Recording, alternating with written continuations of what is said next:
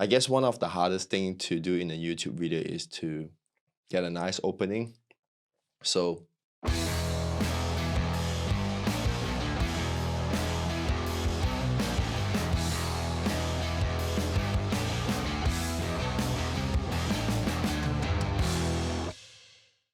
hey guys, what's up? This is Andrew. Welcome back to the channel. And if you don't know who I am, I'm a photographer and videographer that's based in Adelaide, South Australia. So mainly in this channel, I share my creative process and creative thoughts to help motivate young creators or experienced creators or whoever that watch this channel. And today, we will go back to the very basics of photography. So I'm going to name this segment or this series, Let's Talk Photography 101. In this series, I'm going to talk about several topics that relate in starting your photography hobby or career. And there's so many videos out there that talks about what is the best camera that you should get, what is the best lens, what are the accessories to help you with, what are the softwares.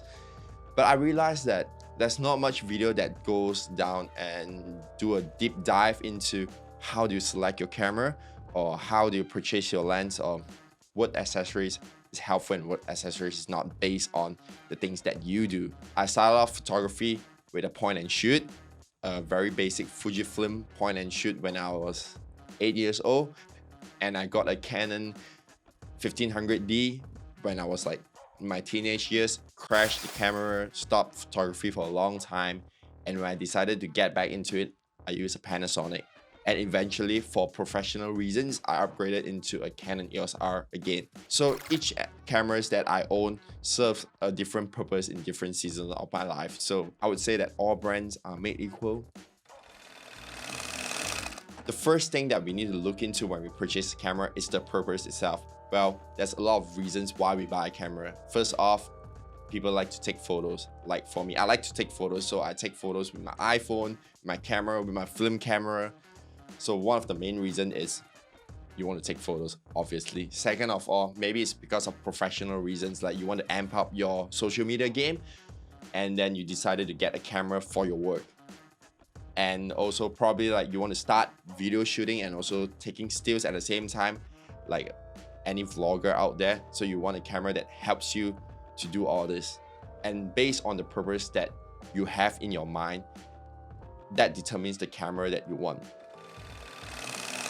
So in the world of camera, especially in the year 2020, that's a whole repertoire of cameras that you can buy from. You have the DSLR, then you have the mirrorless, and all brands have cameras that's made like this, like from the beginners like range to the professional range. And today I'm going to just touch about like the middle range or like the entry level and the middle range cameras, because we're talking about how do you start your photography career. So this goes into the point number 2. We talk about the different types of cameras. Like I said, we have like DSLRs, we have mirrorless. But even like DSLR and mirrorless, there's different kind of sensor there we have. So we have this micro four thirds, the APS-C, and also the full frame. So depending on the size of the sensor itself, size of the camera body differs. So if you want something that's more compact that you can travel up and down and take photos with, then I would suggest getting a micro four thirds or APS-C camera. Preferably a mirrorless, but mirrorless tends to be more expensive nowadays because of the video capabilities that they have. So if you are just into stills mostly, then I would say DSLR will be the better choice. But if you are a hybrid shooter and you want to vlog or you want to take like little video clips of your trip or anything that you want to do, then I would suggest go into mirrorless. Well, if you talk about brands, I would say every brand has its own strengths. Like for instance, Canon cameras focus more on photography rather than videography because they have their own like Cine cam series. So if you want to get a camera from Canon, then you have to think, do you take photography more or do you do like videos more? So in vice versa, like Sony, which has like a repertoire series of like videography priorities camera, like the Sony a7S III that's just released recently. So that itself will help you to decide what kind of camera you want. And if you still think that it's very confusing because every cameras are very similar, then I will suggest that you try out each camera body, because one of the things that I look into when I get a camera is the ergonomics of the body. Like for instance, before I decided to jump onto a different brand out of Panasonic due to professional reasons, I was doing research in the market and I realized that, hey, Sony has a better spec sheet in terms of video compared to the Canon. And I was so intrigued by the 120 frame rates 1080p feature. And I went into the camera shop and I said, I want to try the Sony a7R3. That was like, it was new in the market at that time. But as I hold on to the camera, I feel like the ergonomics just doesn't feel nice because Sony has a very compact body, which is good for traveling. Like if you just want to lunge a 10-liter backpack and just go off and take photos, that will definitely be a camera that is very suitable for you. But for me, I want something that's more robust. I want to feel that I'm holding a real proper camera. And that's where I tried the Canon EOS R. And I used to shoot Canon as well. So it feels familiar and the grip feels very nice and very robust. And that's how I decided that, I'm going back to Canon again. And of course, like being a tech geek myself, I like the new RF lenses. That's why I went for it. So this is just my personal preference, like I don't mean to say that, like Canon is the most superior camera among all and all that, every camera has its quirks, every camera has its, strengths and weaknesses. So don't get into the idea of wanting to get a camera that fits it all, because probably like when you start your photography journey, you're not going to use every single feature in the camera. If you're starting off as a still photographer, you probably take like landscapes, you probably take portraits, or you probably take street photos. So it doesn't matter about the specs that much. You just want a camera that can fit into your use and you can use it comfortably and confidently every day.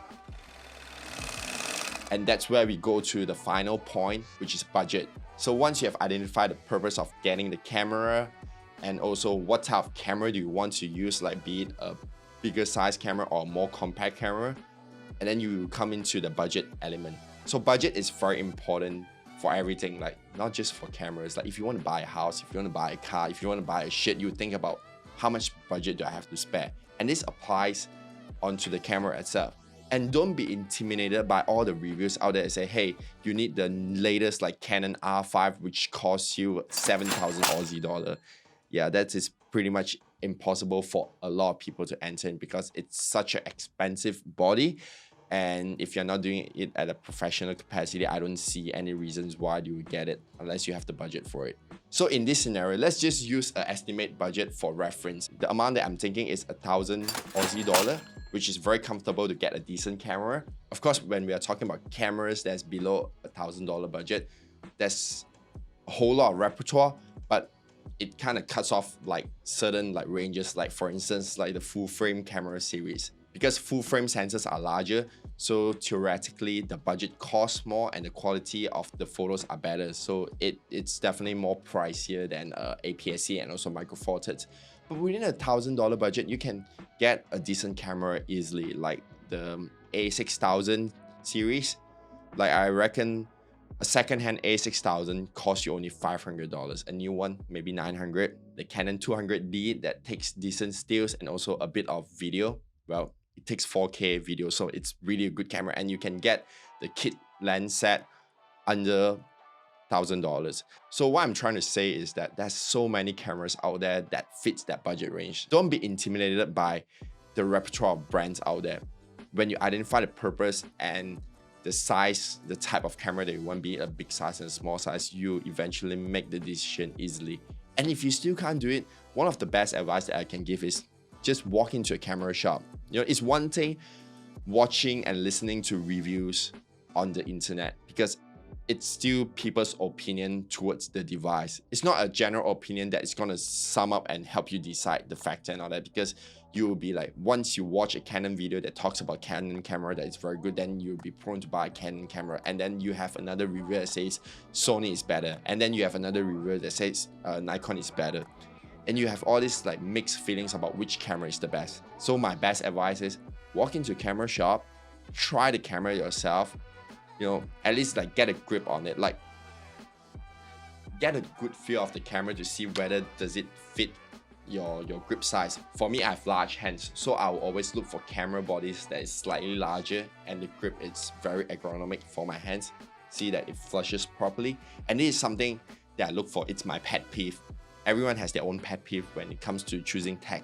Yeah, so this is something that you can look into.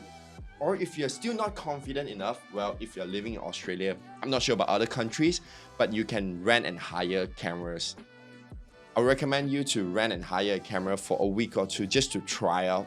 If you have like 2 brands in mind or several models in mind, just do it subsequently. First week, get this brand, then second week, get another brand, and try it and compare to see which user interface in the camera works for you as well. This is very important because you want to shoot confidently and comfortably.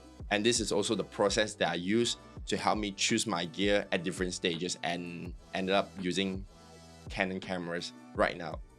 So based on the tips that I give you, I hope that you'll be able to get much better clarity in terms of deciding which camera you want to get. This is definitely not rocket science, but there's still a proper planning that needed, and you can watch all the reviews in the world, but it will still not help you decide what works for you.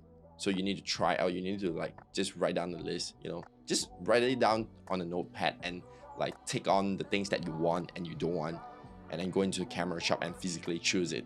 So thank you so much again for watching the video to the end. Hit the like button if you like the video, subscribe if you haven't already, and I will see you on the next episode of Photography 101 series.